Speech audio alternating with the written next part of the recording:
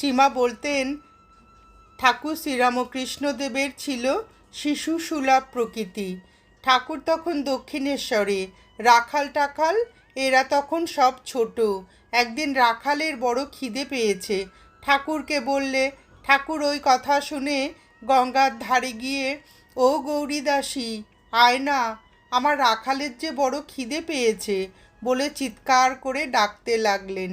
তখন দক্ষিণেশ্বরে খাবার পাওয়া যেত না। খানিক পরে গঙ্গায় একখানা নৌকা দেখা গেল। নৌকাখানা ঘাটে লাগতেই তার মধ্য হতে বলরাম বাবু, গৌরী দাসী প্রভৃতি নামল, এক গামলা রসগোল্লা নিয়ে। ঠাকুর তো আনন্দে রাখালকে ডাকতে লাগলেন, ওরে আয় না রে, রসগোল্লা এসেছে, খাবি আয়। খিদে পেয়েছে বললি যে। রাখাল তখন রাগ করে বলতে লাগলো, আপনি অমন করে সকলের সামনে খিদে পেয়েছে বললেন কেন? তিনি বললেন, তাতে কী রে, খিদে পেয়েছে, খাবি তা বলতে দোষ কী? তার ওই রকমই স্বভাব ছিল কি না?